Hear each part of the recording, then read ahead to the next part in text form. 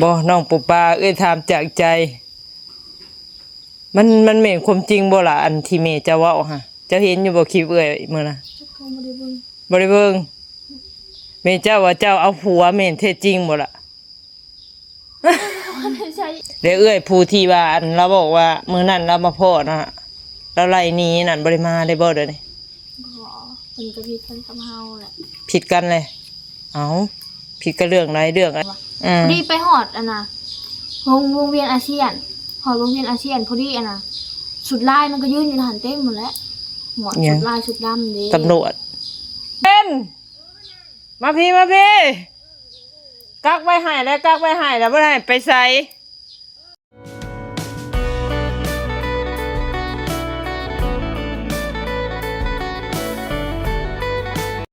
ก็ทักทายสบายดีพ่อพี่น้องเนาะ FC เบิดสุขคนนี่ก็บังเอิญเห็นทางน้องปูปลาเนาะก็สิแวะไปดิดน้ำน้องเพิ่นก่อนพี่น้อง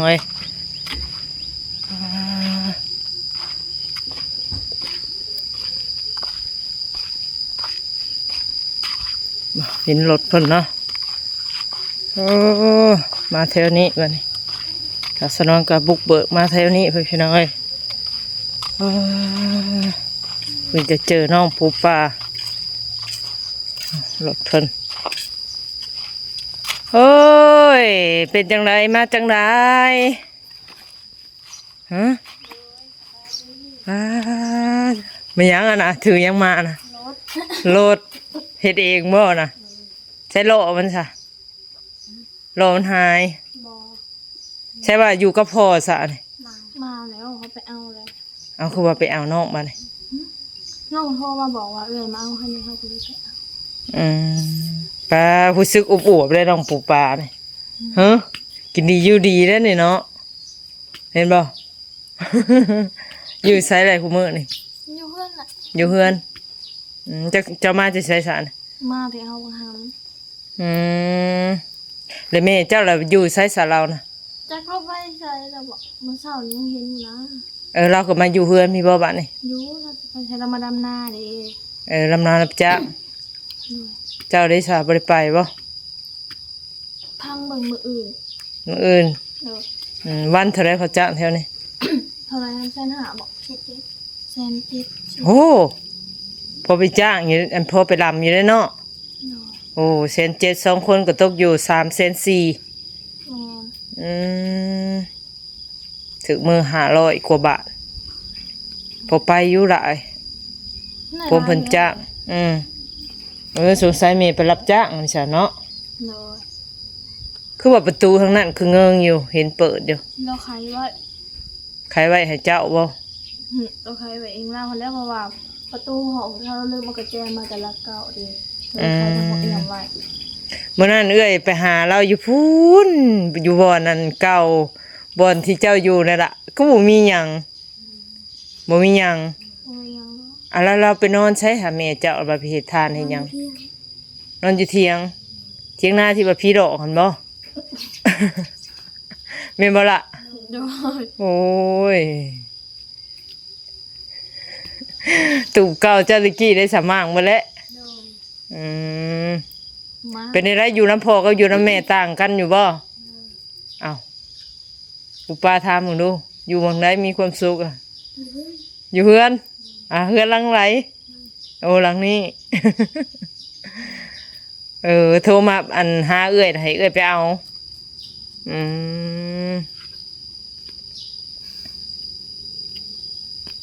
โชคดีเนาะมาเจอปูปลามานี่ป้าหน้าเจ้าคือพังแท้อีหล่ะนี่ยังนักกว่าเก่าบัดนี่เจ้ายิกมันบ่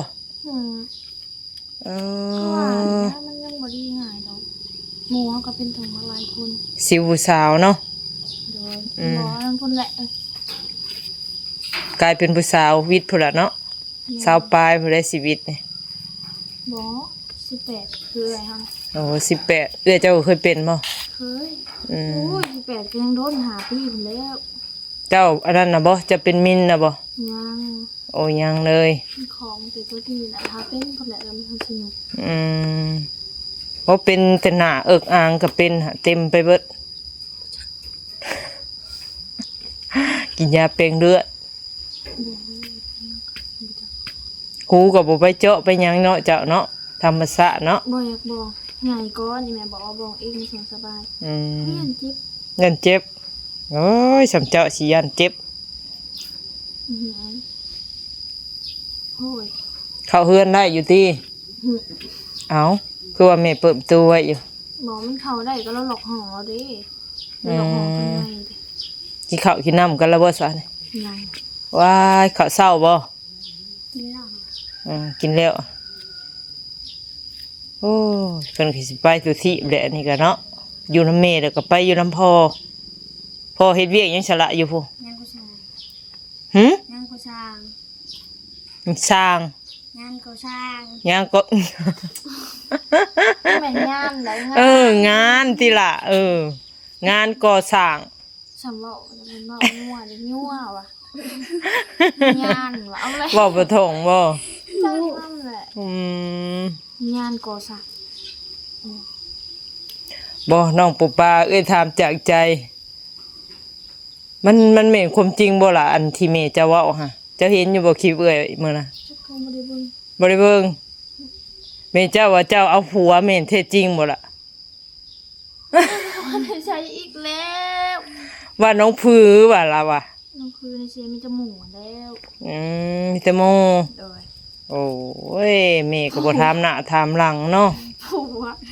ทำบางคำนี้เขาไปดิ่งไปนำตลอด เออ ผัว สิเอาผัวไว้แท้เนาะฮีดก็ยังบ่ได้ร่วง แม่ โอ้ยบ่ว่าได้สิถ้าได้ร่วงฮีดสิเอาผัวอีก เขาบริสุทธิ์เรื่องผัวนะคะเป็นเรื่องกิน หากินหาอยู่ โดย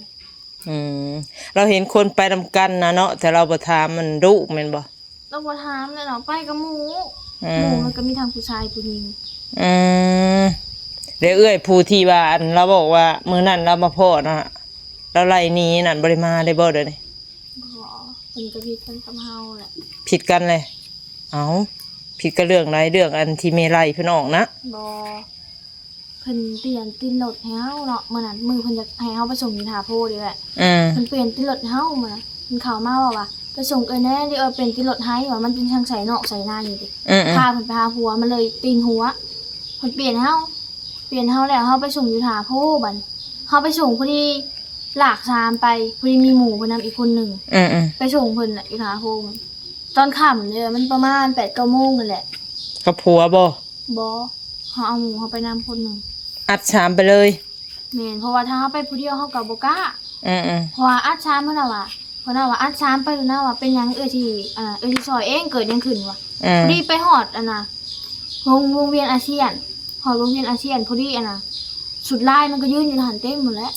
หมวดสุดลายสุดดำเด้ ตำรวจ หมวดตำรวจหมวดเขากักหมวดรถเท่าดังหั่นแหละ อืม พอดีไปพอดีเล่าว่าลากสารผิดกฎหมายได้ว่ามันก็โทรหาผัวเพิ่นก็โอนเงินมาให้1,000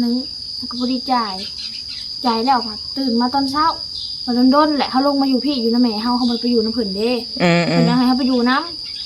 ำพี่เฮาก็มาอยู่นำแม่เฮาส่วนนั้นไปอยู่นำเพิ่นประมาณ10นึงแหละ จะไปกินไปอยู่น้ำเพลิน แม่ หรือว่าเห็นงานน้ำเพลินบ่ บ่เพิ่นจะใช้รถเฮาเด้ อืม ดีน้องมาอยู่พี่แล้วเพิ่นก็แชทมาว่าค่าเปลี่ยนตีนรถค่าใส่น้ำมันเพิ่นเว้าแล้วก็ค่าตัวสุดลายเอามื้อนั้นให้น้องไปให้เพิ่น500,000เพิ่นเว้า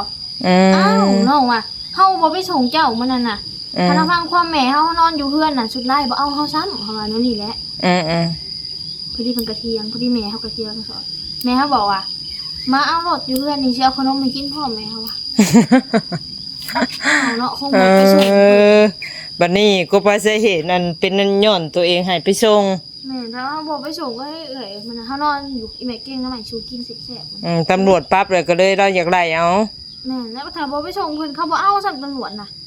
แต่ถ้าไป2คนก็บ่ทันเฮาดอกอันนี้3พุ่นเนาะมันหนักๆน่ะ อัดสามเนาะ โอ้มันอยู่ ตีนรถมันก็หัวแหละแม่นบ่มันหนัก หัวกับพิษแล้วคงไปส่งเจ้าเนาะ มันผิดอยู่แล้วอัดสามนะ มัน ตำรวจ มันท่าให้เฮาแบบคุมเพลงเฮาที่ตายเฮาไปส่งเฮารำคาญเฮาก็เลยออกไปส่งโอ้แม่เราหึนแม่เราด่าเฮาก็ เอาสันบ่ โอ้ยเจออีหยังแปลกๆอะไร ล้างถ้วยล้างบวงยังได้เห็นน้ำใหม่ๆแม่เจ้าเด้อใครอยู่ดอกสามีเจ้ามาอยู่นำเลย อยู่ร่วมกันกับแม่และสิได้อบอุ่น โลกเพียงโอ๊ยตกใจใคร ฮะ อีแม่ฟังเสียงกูเลยทำไม โอ้แม่จะบ่เลาะฮะ จัก ห้องหาบ่ โอ้โหแล้ว โอ้ยเราเป็นห่วงเจ้าปูปลาเอ้ยเจ้าอย่าไปติแม่เด้อล่ะเด้อเราเป็นห่วงเจ้าได้เราว่าลูกผู้หญิงเราว่าเป็นห่วงลูกสาวเดียวเรา ผ่นไม่ลอยเท่าก็ชูเมย์เต้นบ่ได้เลย เป็นอะไร พอผ่านมาหมดแล้วเขาทั้งคู่นั่นแหละ จังได้สู่แม่บ่ได้ว่า อ้าวแม่ทีมเฮาบ่ได้ดอกเห็นบ่ตามตัวเอ้ยหักมียังทีมได้หมด อืม แต่แม่เอาทีมเฮาบ่ได้ดอกเอ้ย ส่วนดีเพิ่นก็บ่ได้ว่าหยัง เราให้อภัยได้แบบจนแบบ100ครั้งพันครั้งก็ได้หันนะ อืม แต่คนอื่นเทื่อเดียวได้เลย ก็แม่นความเจ้าหั่นแหละ เขาทีมหัวเจ้าเลยเขาไปจงเลย อืม คันแม่นี่ได้ตลอด ผิดพลาดยามใดก็เพิ่นให้อภัยตลอด จังซั่นแหละ มาเพิ่นกะเพิ่นให้อภัย แม่กับลูกตัดขาดกันบ่ได้เพิ่นก็ยังเว้าอยู่ โอ้ มาแล้วมาแล้ว พูดแล้ว ใส่แต่โลเจ้าฮะ กินเขาบ่เราอยู่บ่รถ เราตัวมันเลยมีแค่เว้ย ต้องปะกับเราเราเว้าไปซื้ออยู่หลายใจเราก็เย็นลงเด้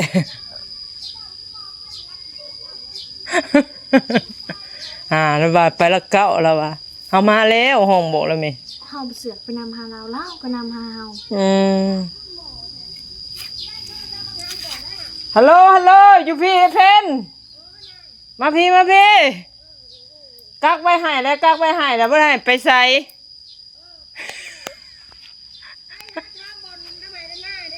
โอ้ยเนาะหน้าแดงหน้าล้ำเลยตามหาลูกสาว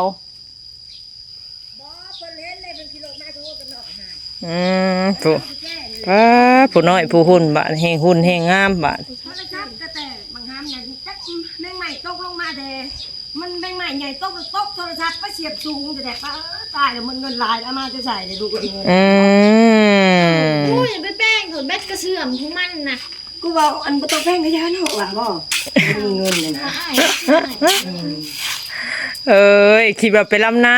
ไปแต่ว่านี่แหละนาง โอ้มื้อนี้บ่ได้ไป ไปท่ามือเนี่ยมาจะอู้ได้ประทามว่ามือนี่จะไปบ่เผื่อดำนาอีฉันมือหือก็ได้อยู่เลยนางไปโลกายนะ โอ้มื้อหนึ่ง1,700,000บาทปูปลาบ่มันก็พอไปอยู่เด้ไอ้เพิ่น1,700,000บ่ แต่ว่ามันขาดตัวนี้เด้มือคู่เดียวเด้ ม มือจะมีไปแล้วก็ไปอยู่เนาะ ไม่ทันแล้วหายใจเท่าไหร่จ้ะ โลกะแล้วแต่มันก็สนุกนี่แหละ เพราะว่าเรื่องโลกาข้างหน้าลูก มือ เอามันก็เห็นเมาเบิดมื้อหั้นแหละล่ะมื้อหนึ่งเด้เจ้าต้องลกกะทั้งล้ำทั้งลกเนาะไอ้เพิ่นเนาะ ดำต่างหากได้นางชำมัดเลย2,000เลยสิลูกมือ โอ้ โอ้ยนางแดดได้จ้ะ เขาบอกใช่ไหม บ่เป็นหยัง คนละถุงนะเคยเจอมันเลย บ่จำดูจำเฮาไว้ได้ก็ได้มื้อนึง2แส พูด น เขาเอาเป็นหมื่นดีกว่าเฮาแสนหาก็ได้โลกานะบ่เอาได้บ่มัด2,000นะบางทีเฮาบ่ได้น้ำเขา โอ้มาจงพันดีได้ล่ะ ร้อยนึง2แสน ฮ่า แต่มันสิไปฮอดบ่ บ้าคนลูกตัวนี้ ฮอดเนาะไอ้เพิ่นเนาะ จำว่าพ่อยนางเนาะจำว่ามันดึงขึ้นอายุอยู่บ่ได้นั่นน่ะ บ่บอกไปมัดกิโลเลยอย่างนี้ สั้นๆก็ให้แม่เจ้าถอนให้เจ้ามัน คันเฮาสิได้ไป สิได้ไปแต่ไปไสล่ะบัดนี้ เพื่อน อยู่เพื่อน โอ้ยสิได้ไปช่วยลูกกาลำนาช่วยแม่ซะนะ อยู่เพื่อนเด้เบิ่งน้องเด้ไว้สิแต่งเขาจังน้องมันกิน นั่นเด้นั่นเด้ มาน้ำโพอะไรเพิ่นก็ได้ ให้กว่าๆนะโทรศัพท์แม่งใหม่ใหญ่นะมันเสียบมันอยู่เทิงกูนะ มันเป็นอะไร แล้วมันบินเสร็จมันก็ตกเลยเนาะโทรศัพท์ปืนมาว่าโทษด้วยเอาก็คงบ่เคยไปโทรศัพท์เนาะบ่เคยเลื่อนนี่คงบ่ได้เคย มาโทษเฮาอีกไม่ได้ว่าเฮาแกะกันแตกเพิ่น อ้าวพระเจ้าแลไปแกะออกมาเสร็จของน้อง แม่แต่บ่แกะออกกันทั้งหลุมมันน่ะ โอ้กันแตกบ่เป็นหยังล่ะไปเปลี่ยนใหม่ กันแตกแล้วมันออกแล้วหน้าจอแท้มันเหมือน โอ้ ไม่สาดกันแตกอยู่หั่น บุญประทงบุญแม่งใหม่แน่ๆกันนะนาง คนสาดอยู่กองเตอร์แล้วก็ปะไว้ในหมองกองเตอร์มันก็หลุดลงมาว่าปักเสียบเฮาก็มีนะมันก็บ่ สายสากน่ะต้องเอาลงมาข้างล่างหลาย คือบ่สาดปักเสียบเฮาซะ มันบริจาคใจมันก็เคยเห็นมันนั่นแต่เธอแม่งใหม่มาไพ่สิแน่มันบ่นาง อืม มันก็ โอ้ยแม่มันเสียงได้เบิ่งปะมันบินๆนะ เฮาสารอยู่บนนอนก็สบายเฮาสารที่พักเสียก็ได้ หมดเงิน นอนกอดเลย จะสิามาที่ใส่เลยสิเอาหยังซื้อข้าวซื้อน้ำกิน ได้เพิ่นบ่ได้ไปหาเฮ็ดทานบ่บัดนี้ บ่แล้วดำนาเด้เขาบอกมันบ้าไปนี่เด้ไป เฮาไปฮอดบ่อนจุดเจ้าแต่ว่าบ่เห็นอยากไปเบิ่งบ่อนเจ้าอยู่ ป้ากระบะด้วยนะ อยู่ไสเลย นั่นแหละ เจะอยู่ไส เห็นบ่ บ่เห็นแหละ มาพี่แล้ว บ่ มาพี่แล้วนางในเฮามือเลยได้ พากันไป3คนมื้อนั้นน่ะว่าสิเข้าไปเบิ่งเจ้า บ่ ไปกับไผ ไปกับบ่าวเทสาวใดแล้วก็เอื้อย เออ 3 คน เห็นน่ะดูมา บ่เห็นเอ้เพิ่น มันอยู่ข้างนี่ บ่ มันบังเด้น่ะ โอ้อยู่ในสวนในป่าบ่ ไล่จะไล่ลงมาสิเนาะแล้วพิมพ์อยู่ข้างนี้ได้ล่ะ โอ้จะอยู่หัน อยู่บ่ได้ยังพ้นบ่เฮ็ดบ่ได้ อืม ก็มาดำนาเนาะ ป้าเป็นตาญาติเฮาขับไปเบิ่งหาก็เปรี้ยวแฮงไอ้ดี และ อือ คนเมืองเด็กหมกนักกาเฮาก็เขาเคยเห็นนานแล้วเขาสิบ่กล้าเห็นเนาะ อืม เขาเคยอยู่กินเฮานี่ ถ้าว่าเขาย่านเจ้าลายกลัวแม่เอ้ย บ่ บ่กล้าเฮ็ดดอก ของเฮาอยู่ คือว่าจังซั่นปุ๊บป้า โดนเลยเด้ อ่า แต่บ่าวน้อยนี่ยังขาน โอ้ เขาเคยจักเอาหมดเลยแถวนั้นแต่ผู้ป้ายังน้อยบ่ มาหาแล้วเบิ่งผ่าแล้วบ่ยามหัว บ่ อยากมาป่นแล้ว ได้เห็นยังไง เขาบ่กล้าเฮ็ดดอก แบบเขาบ่สั่งเรื่องเขาเด้ อืม เขาอยู่เท่า แล้วบ่ได้ อยู่งุ่มงามเนาะ เขาอายค่ำเขาก็เป็นหูจูหน่วยเขาหูเขาคอยได้หน้า อืม เขาบ่บาทละ12นี่ อืม ให้จะกล้าเห็นเฮาบ่แม่นเฮาสิไปวุ่นวายกับเขาล่ะ แม่นเอาบ่ก่อกวนเขายังว่ามีเคกับเขาเฮาญาติน่ะเนาะ สิเขากินกันนี่นะมามันว่าได้ก็หมดเนาะน้ำมันลูกแดกินแลก็บ่ได้ใช้เนาะใช้หนาเนาะมาแล้วก็ใส่นี่กะเท้าแดง เสียเขาค่าน้ำ สบ่ไปกูมือล่ะเอ้ยฉันหน้ามื้อนี้สิไปกูมือยุ่นหน้าเขาหลาย โอ้นานี่บ่ใกล้ๆ อ นี่ ดเอาเต็มมื้อนี้นะ อืม มันนี่มันจันทร์มื้ออื่นน่ะนี่อดได้บ่นี่สิตายแล้วนี่นะสำคัญรถนี่ก็ค่อยขับบ่เป็นมันออกแว่นกระจกก็ยันตำรวจกากอันนี้ก็ยาน โอ้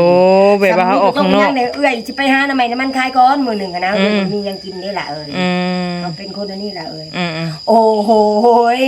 ยอมแล้วเอ้ยนี่สิว่าได้แหละ ใจเย็นเห็นได้เลย เลยแบ่งน้องเลยเนาะเงินจะมีเนาะนาง จะมาไปกับมือโอ้บ่งอดอกเดี๋ยวเงินใส่น่ะ คือว่าจะไปในลำนาได้มาบัดเบ่งให้น้องผู้ป้าใส่น้ำ ก็ได้แล้วบางน้ำแดงแล้วก็ซื้อได้กินได้อยากได้นั่งข้าวหน้าทาป้ามีแต่เอื้อยเพ่นรับผิดชอบเองเนาะรับผิดชอบและครอบครัวตัวเองเรื่องผู้ชายผู้เสียเนี่ยเอื้อยเลิกมาแล้วเอื้อยบ่ได้เอาไปแล้ว บ่เอาอีกบ่ บ่ละบ่เอาแล้ว บ่เอาบ่ อย่าแล้ว เอาสมมุติว่ามีคนแบบเพิ่นเลี้ยงดูพอกลุ่มกลางเจ้าได้สาสิเอาอยู่บ่ ก็ยังเอาอยู่ ยังเอาอยู่ มานั่งกินนอนกินเฮาบ่เอาได้ล่ะเขาไปแก้วก็เอาเนาะเขาก็แรงก็กลุ่มเฮาน่ะ 70 ปีก็เอาเนาะ เฮาจำได้เนาะจะได้ก็เอาได้นะ แค่นั้นฮักเพลงกัน เล่มกลุ่มเฮาเนาะเล่มว่าแต่งแปลงเนาะคนเฮาก็ต้องมีแหละ มีหิดมีคอง มันบ่นางท่านเอาเห็นบ่ผิดขาดมาได้ยากได้ยาแล้วก็บ่ได้ เป็นดักเป็นแดนเนาะ ยาแล้วล่ะ ยาแหละเนาะ ยาจะโดนแล้วส่งเพื่อนเลย ดีแล้วไอ้เพนได้คลิปแบบนั้นก็ นอนตัวจ่ามาประดำหน้ามีคนจ้างกะสุดท้ายจะเบิ่งก้อนเรื่องอื่นเฉียวไปหรือบ่ป่ะตายกูมีเงินใช้สักทีแล้วซื้อข้าวกินไปตายเฉียวว่ะคอยนี่แล้วว่ะมันก็บ่มีคือกันมันก็สิได้เลี้ยงลูกมันก็ได้จนได้เคยถูกน้ำกันกับเฉียวนะเคยอยู่น้ำกันละเก่าวังหันน่ะคล้ายๆน้ำใหม่น้ำกันนั่นน่ะ โอ้ยสิว่าแนวใดเนาะหาเงินหาคำก็ยากคือเว้าได้ช่วงนี้ เฉียวบ่ดำหน้าเขามีลายก็ใช้หน้าก็ยากเขาเล่นดำลายมือมันก็ได้ลายเงิน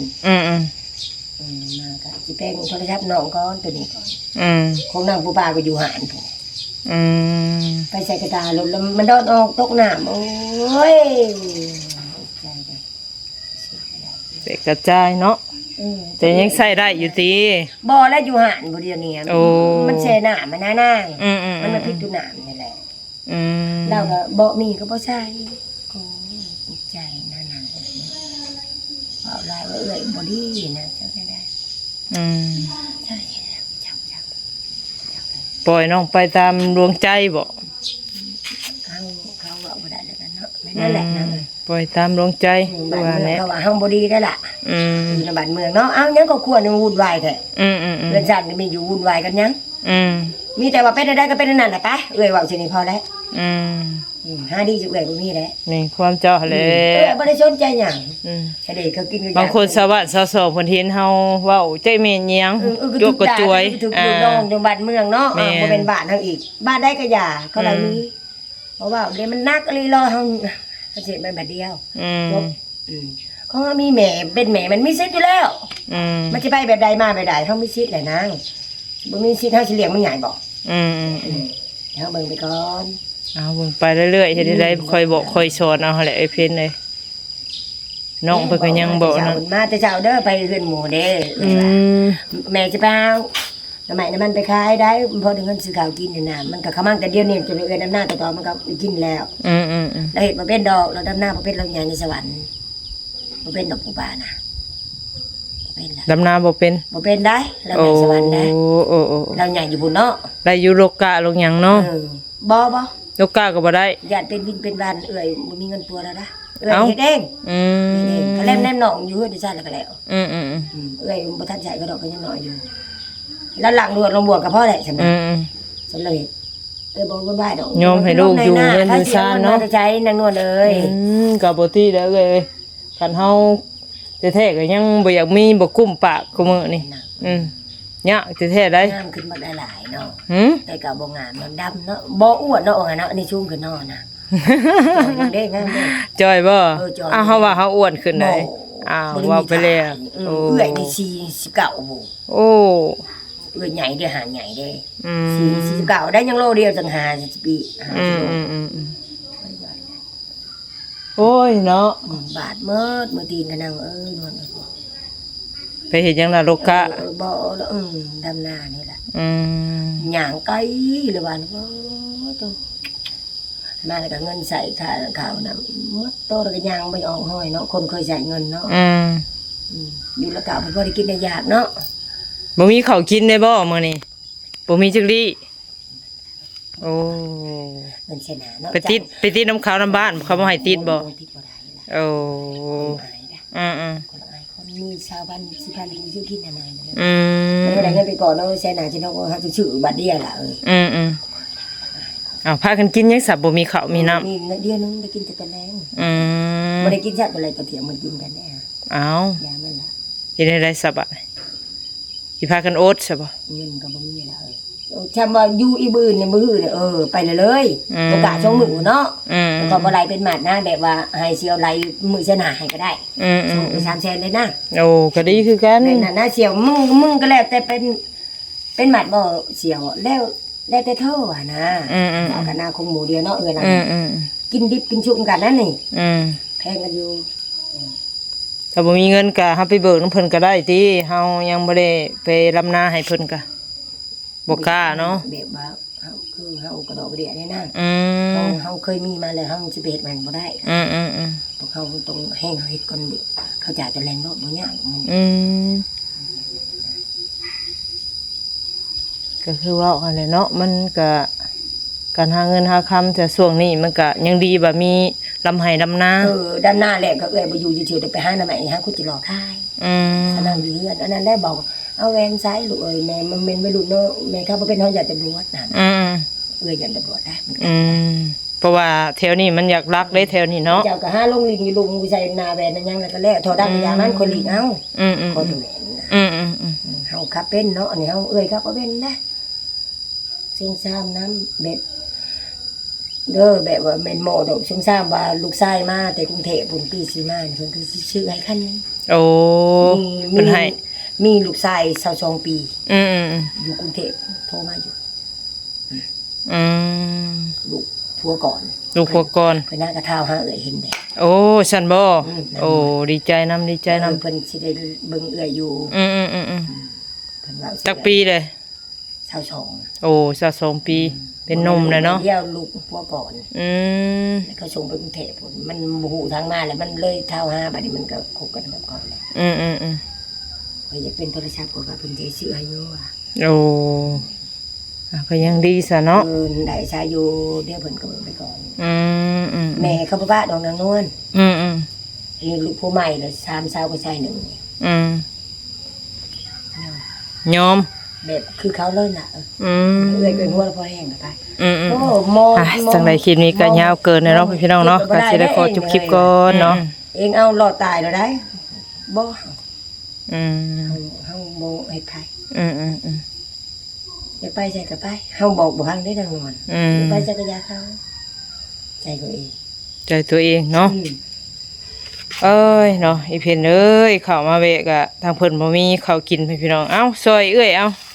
นางนอน ซอยเด้อ ใจได้นาง พอได้เงินมื้อเงินวันไปอีก บ่ฮือก็ไปเฮ็ดเวียกบ่เพิ่นสิอู้บ้านก็ไป อืมอืมอืม ใจละ อืมอืมอืม บ่มี เอา ใด ไปซื้อมากินเฮ็ดจังไดเว้าอดแนวอื่นอดได้เด้อดข้าวนี่อยู่ยากเด้อีเพิ่นเอ้ยก็มันอดอย่างยังหมู่ว่าโอ๊ยมึงจะพาไปเด้อละ8เนาะ อืมอืม แล้วหน้าก็ก่อนแต่เฮาหลวงเฮาเป็นคนกับใครได้บ่จะไปยืมเฮาหน้าตามได้น่ะ เออก็แม่นหั่นแหละก็ดีแล้วเจะคิดจังซั่นให้ได้หยัง อ่าแม่นบ่จังไดมื้อนี้ก็มาพบกับพ่อทางไอ้เพิ่นเนาะก็โอ้ลมกับน้องปู่ปาพี่น้องเอ้ย จังไรว่าผิดว่าถือผิดพลาดกันใดเนาะก็ขอโทษขออภัยเด้อเพื่อนพี่น้องเอ้ยเพราะว่าคลิปมันยาวเกินเนาะก็สิได้จบคลิปนี้ก่อนเนาะจะสิได้ต่อคลิปที่2เพื่อนพี่น้องเอ้ย